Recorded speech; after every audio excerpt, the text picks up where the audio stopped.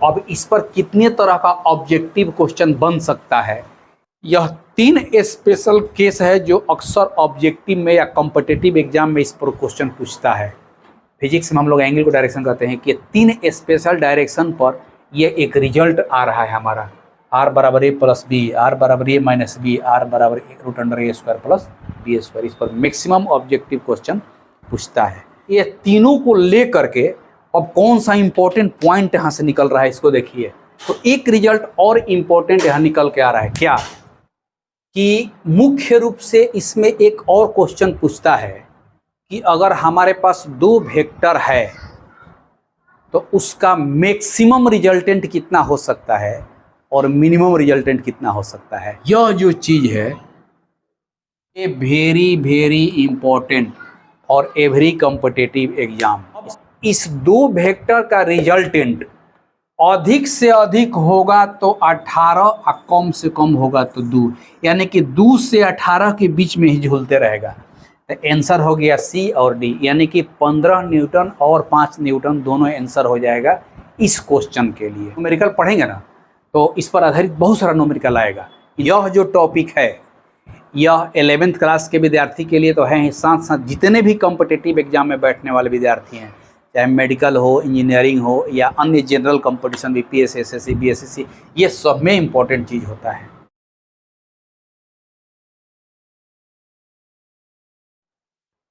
Good morning students, welcome to my YouTube channel motivation with physics.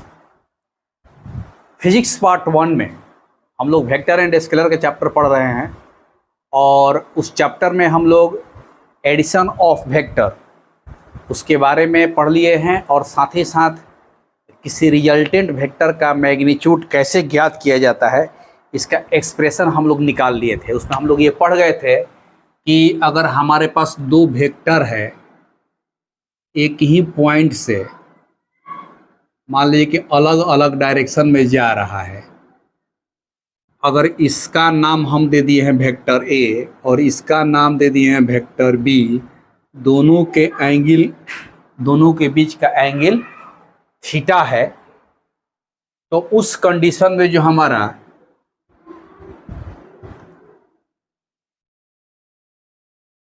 Resultant vector का जो magnitude are आया था, are वह क्या था, root under A square plus B square plus 2ab cos theta, where theta is the angle between 2 vectors. यही हमारा resultant vector का हम लोग डायग्राम के साथ ज्योमेट्री विधि से मैग्नीट्यूड निकाल लिए थे। अगर आप चैनल पर नए हैं तो आप मेरा पिछला वीडियो ज़रूर देख लीजिएगा, चैनल को सब्सक्राइब कर लीजिए ताकि पिछला वीडियो आप पर आ जाएगा।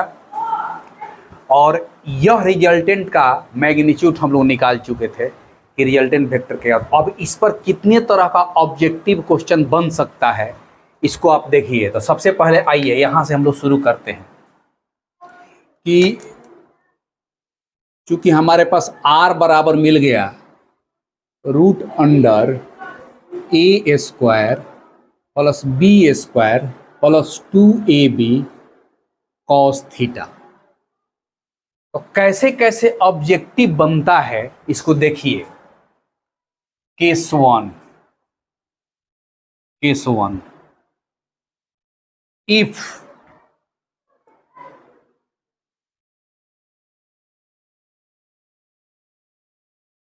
To vectors are collinear, collinear का मतलब होता है एक रैखिक।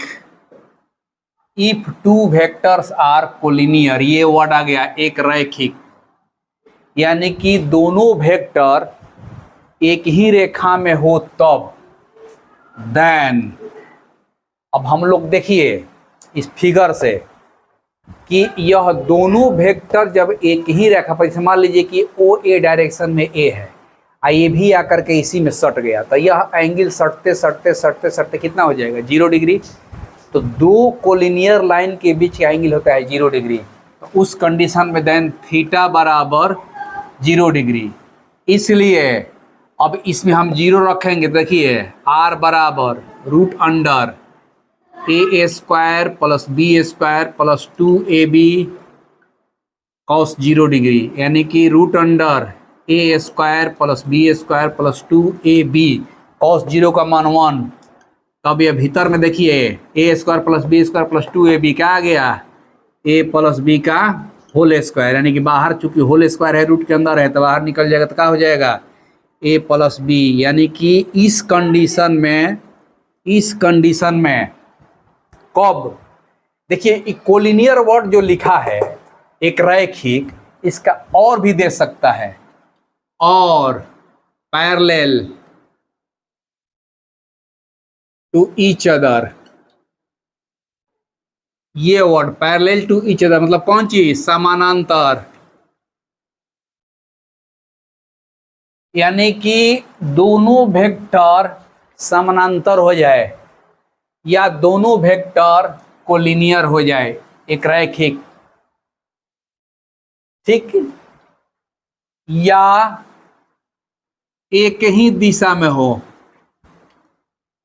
एक ही दिशा में हो, मतलब तीनों बात आ गई कि एक ही दिशा में हो या समानांतर हो या कोलिनियर हो, ये तीनों वर्ड दे सकता है, इसलिए कंफ्यूज नहीं करना है। तीनों का मतलब यही हुआ कि यह आ करके समान, देखिए जैसे मान लीजिए कि दो वेक्टर समानांतर की बात किए हैं, तो एक वेक्टर ऐसे हो जाए एक वेक्टर ऐसे हो जाए, इसका नाम ए इसका नाम बी, तब पर भी दो समानांतर जो लाइन होता है उसके बीच का एंगल कितना होता है तय 0 डिग्री। तो तीनों कंडीशन में दोनों के बीच का एंगल कितना हो गया 0 डिग्री, और उस कंडीशन में ध्यान दीजिए कि रिजल्टेंट वेक्टर का मतलब क्या है कि दोनों का सम, यह दोनों के सम के बराबर हो गया रिजल्टेंट वेक्टर। क्लियर, यानी कि जब दो सदिश एक ही दिशा में हो या समानांतर हो या कोलिनियर हो तो रिजल्टेंट वेक्टर का मान निकालने के लिए दोनों को सिंपली क्या कर देंगे, ए प्लस बी, दोनों को जोड़ देंगे, एक रिजल्ट निकला। और देखिए ऊपर तो लिखिए दिए, इसको मिटाते हैं ताकि इधर पॉइंट आ जाएगा। केस दो,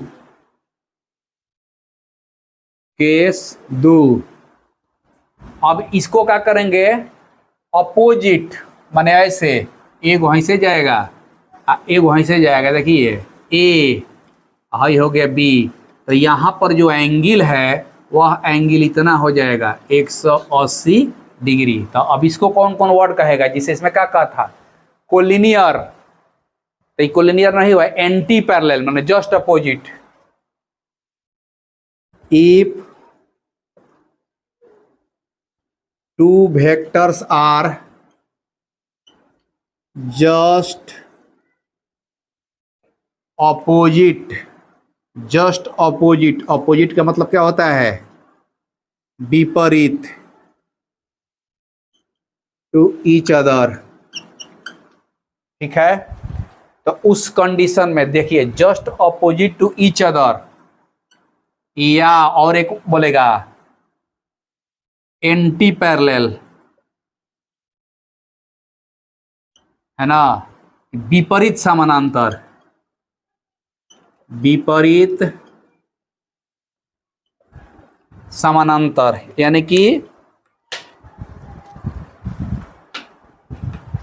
कि उस कंडीशन में देखो यहां पर थीटा, देन थीटा बराबर कौन डिग्री रख देंगे 180 डिग्री। तो अब फिर आर बराबर यहां रखिए, r equal to root under A square plus B square plus 2ab cos 180 डिग्री। अब ये बताइए a square plus B square plus 2ab into -1, -1 क्यों रख दिए, क्योंकि कॉस 180 के मान होता है -1। तो इसी में आगे बढ़ जाइए, यही में आगे बढ़ जाते हैं, a square plus B square minus 2ab equal to यह हो गया होल स्क्वायर काची का a माइनस बी का होल स्क्वायर, यानी कि सिंपली क्या निकल गया a माइनस बी। यानी कि एक केस दो में जब अपोजिट माने विपरीत हो दोनों सदिश, और या एंटी पैरेलल भी कह सकते हैं ये क्वेश्चन, ठीक है।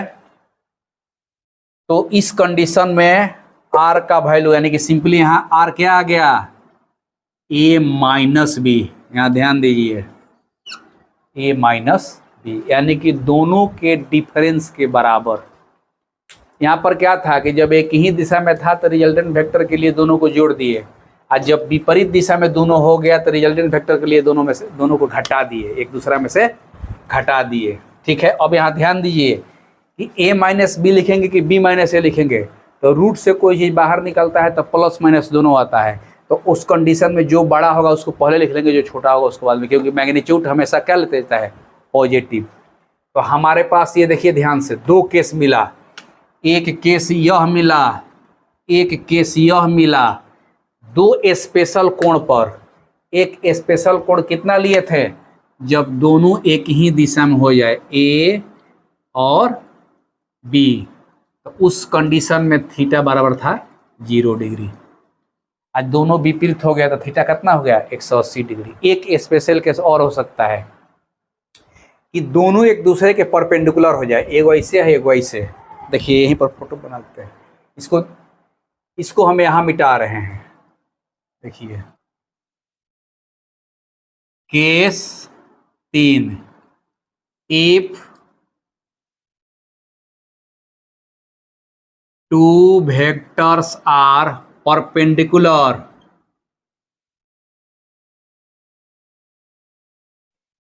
to each other, माने इसका मतलब क्या होता है, एक दूसरे के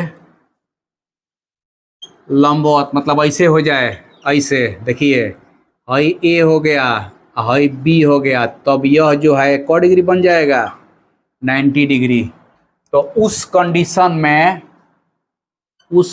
में हम लोग को थीटा कितना लेना होगा, 90 डिग्री। तो अब आर इजक्वल टू, ध्यान दीजिए, a square plus B square plus 2ab cos 90 डिग्री, यानी कि रूट अंडर ए square plus B square plus 2ab आगुने 0, क्योंकि कॉस 90 का मान कितना होता है, 0, यानी कि फाइनली आर बराबर रूट अंडर बच गया ए स्क्वायर प्लस, अब इसका वर्गमूल नहीं निकल सकता है क्योंकि बीच में दो प्लस है, कोई फार्मूला नहीं है, तो यह ऐसे ही रह गया। तो हमारे पास रिजल्टेंट वेक्टर का जब हम एनालिसिस करना शुरू किए, 3 स्पेशल एंगल पर, कौन कौन, एक 0 डिग्री यानी कि जब दोनों सदिश के बीच का कोण 0 डिग्री हो, उस कंडीशन में रिजल्टेंट क्या होगा, तो दोनों के जोड़ के बराबर। सिंपल सा चीज है,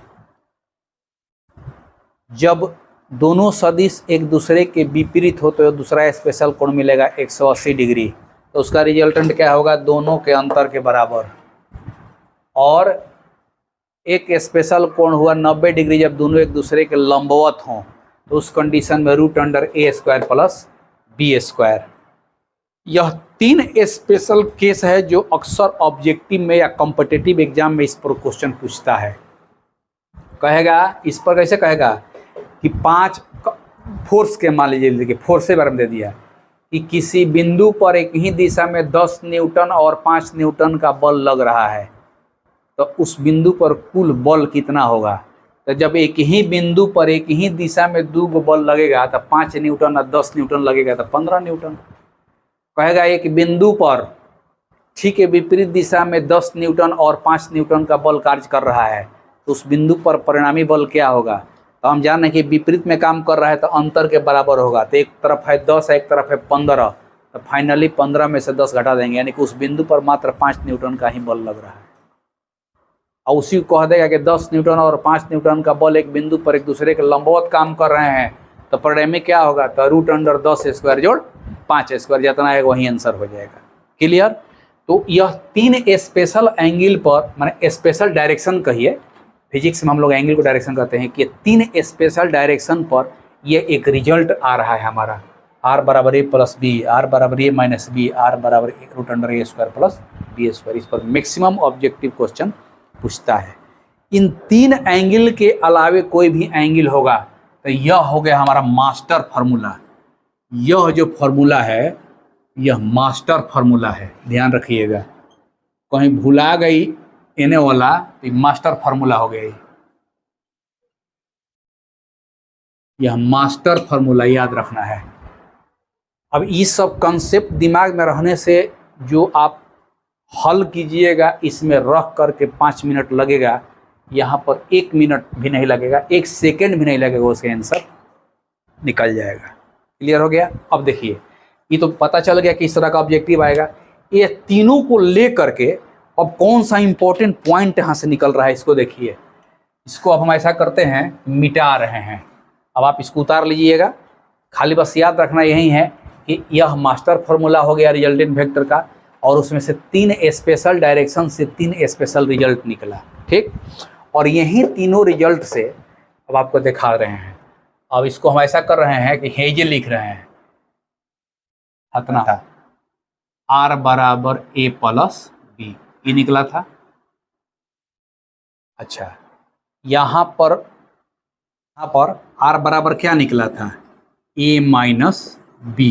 अब और यहाँ पर इसको भी मिटा रहे हैं, खाली ये लिखेंगे रिजल्ट फाइनली है कि यहाँ पर R बराबर का निकला था A square plus B square का रूट अंडर। यही हमारा 3 रिजल्ट है। यहाँ फोटो भी बना देते हैं।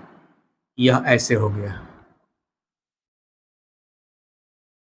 ये हो गया B, ये हो गया A, ये हो गया 90 डिग्री। क्लियर?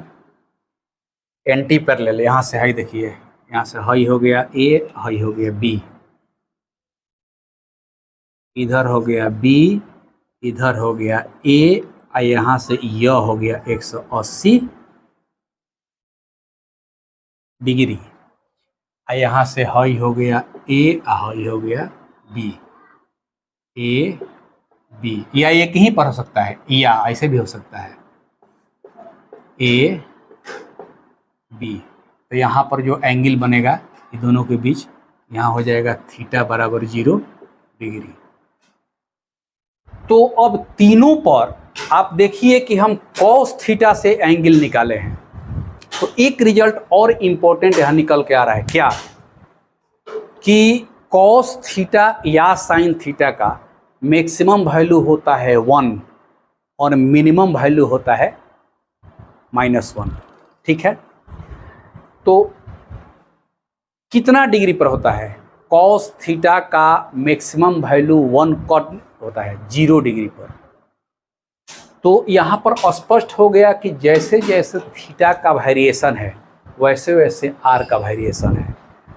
तब हम पूछेंगे कि यह 3 गो जी रिजल्ट आया है, इसमें से आर मैक्सिमम कौन होगा? मैक्सिमम तो जाहिर सी बात है कि जब एंगल थीटा बराबर 0 डिग्री है इस कंडीशन में, तो यह मैक्सिमम वैल्यू होता है। यानी कि जब थीटा बराबर 0 डिग्री आ गया तो कॉस थीटा का मान देखिए कि इफ थीटा बराबर 0 डिग्री, इसका मतलब कि कॉस थीटा बराबर 1, यह होता है maximum value, maximum value of cos, ठीक। अब यहाँ पर देखिए इफ थीटा बराबर 180 डिग्री इंप्लाई कॉस थीटा बराबर -1, यह होता है मिनिमम वैल्यू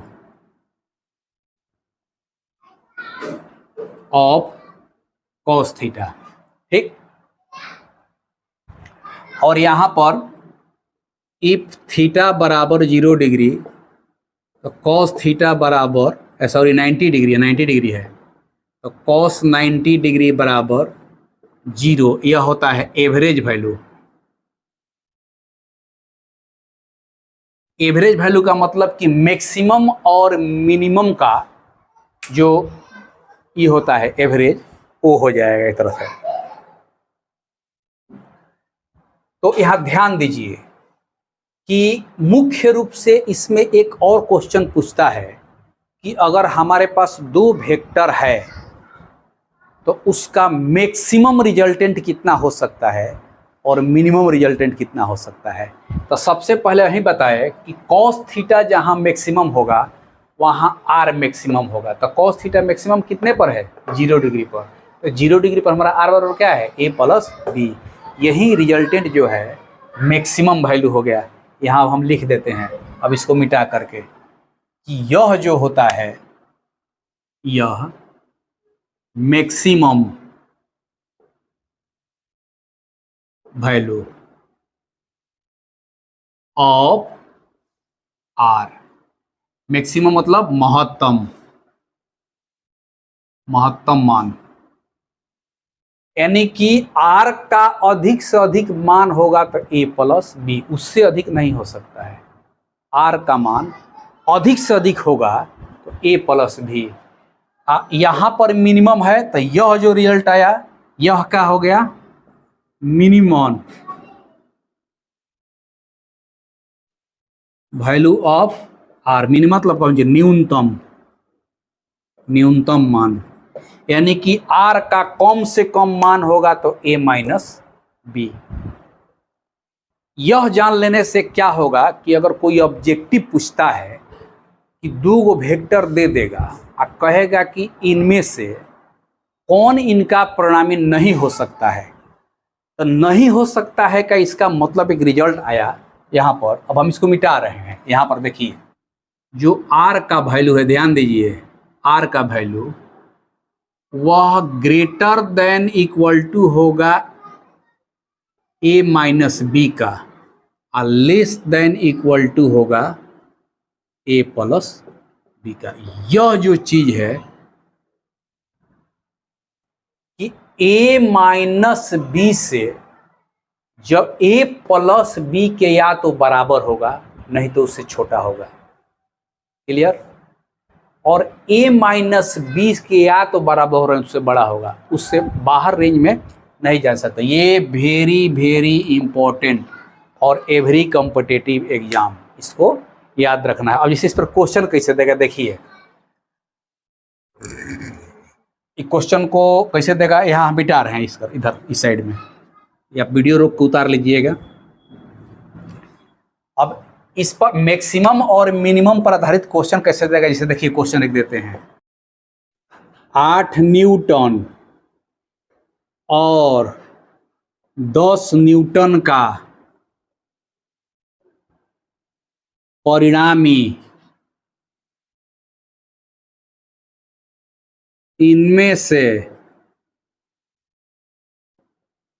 कौन हो सकता है। ऑप्शन देते हैं ए 20 न्यूटन, ऑप्शन बी देते हैं 1 न्यूटन, ऑप्शन सी देते हैं, ऑप्शन डी देते हैं। ऑप्शन हो गया, कहता है कि 8 न्यूटन और 10 न्यूटन का परिणामी इनमें से कौन हो सकता है। तो अगर दोनों के बीच का एंगल दे दिया रहता तब तो हम इस फार्मूला में रख करके सीधे आंसर ही निकाल देते, लेकिन इस क्वेश्चन में संभावना व्यक्त किया है, वह एंगल का नाम नहीं दिया कि कौन हो सकता है। तो अभी हम क्या बताएं कि आर का अधिक से अधिक मान होगा तो ए प्लस बी। तो हमारे पास 8 न्यूटन और 10 न्यूटन है, तो अधिक से अधिक जो मैक्सिमम मान होगा, मैक्सिमम मान वह होगा 10 प्लस 8 यानी कितना हो गया 18 न्यूटन, 18 न्यूटन। अब मिनिमम मान कितना होगा तभी बताए कि होगा ए माइनस बी, यानी कि 10 माइनस 8 यानी कितना हो गया 2 न्यूटन। तो अब इस 2 वेक्टर का रिजल्टेंट अधिक से अधिक होगा तो 18 और कम से कम होगा तो 2, यानी कि 2 से 18 के बीच में ही झूलते रहेगा। तो अब इसमें देखिए ये पहला दिया है 20 न्यूटन, तो 18 से तो ऊपर जाएगा नहीं, तो यह नहीं होगा। दूसरा दिया है 1 न्यूटन, तो 2 न्यूटन से तो नीचे जाएगा नहीं, मिनिमम 2 है, तो ई भी नहीं होगा। तीसरा दिया है 15 न्यूटन, तो 2 से 18 के बीच में है, तो यह हो जाएगा। तीसरा दिया है 5 न्यूटन, वो भी 2 से 18 के बीच में है, तो यह भी हो जाएगा।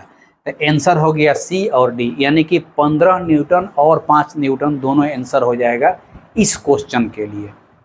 तो इस स्तर पर भी क्वेश्चन आपको दे सकता है। तो ऑब्जेक्टिव, बहुत सारा ऑब्जेक्टिव जब हम लोग न्यूमेरिकल पढ़ेंगे ना, तो इस पर आधारित बहुत सारा न्यूमेरिकल आएगा। इन तीनों स्पेशल केस पर धीरे धीरे हम लोग बढ़ेंगे आगे, तो देखेंगे कि इस पर रह करके बना रहे हैं वही क्वेश्चन तो लग रहा है कम से कम कितना फास्ट बने तो कम से कम 7 से 8 मिनट, कॉन्सेप्ट पर आधारित 7 से 8 सेकेंड, यानी कि 8 मिनट का क्वेश्चन 8 सेकेंड में अगर बन जाए तो सबसे बेटर होगा। तो इस तरह से इस इक्वेशन पर हम आज 2-3 इम्पॉर्टेंट बातें बताए कि स्पेशल एंगल 0 डिग्री, 180 डिग्री और 90 डिग्री डायरेक्शन के हिसाब से कहेंगे कि पैरेलल या इन द सेम डायरेक्शन, माने एक ही दिशा में चल रहे हो तब, विपरीत दिशा में चल रहे हो तब, एक दूसरे के लंबवत चल रहे हो तब, उस कंडीशन में रिजल्टेंट वेक्टर का स्पेशल हम रिजल्ट निकाल दिए और वहाँ पर उसको सीधे पुट कर देंगे। और तीसरा इम्पोर्टेंट पॉइंट क्या बता दिए कि अगर 2 सदिश दिया है और दोनों के बीच का कोण नहीं दिया है, तो जब कोण नहीं दिया है आप पूछ रहा है कि उसका रिजल्टेंट मैक्सिमम मिनिमम क्या होगा, तो मैक्सिमम होता है 0 डिग्री पर और मिनिमम होता है 180 डिग्री पर। तो अधिकतम मान यहाँ लिख दिया r बराबर a प्लस बी, ये प्लस बी जो है r का महत्तम मान हो गया, r बराबर a माइनस बी का न्यूनतम मान हो गया। यह जो टॉपिक है यह 11th क्लास के विद्यार्थी के लिए तो है ही, साथ साथ जितने भी कॉम्पिटिटिव एग्जाम में बैठने वाले विद्यार्थी हैं, चाहे मेडिकल हो, इंजीनियरिंग हो या अन्य general competition BPSC, SSC, BSSC, ये सब में इम्पोर्टेंट चीज़ होता है।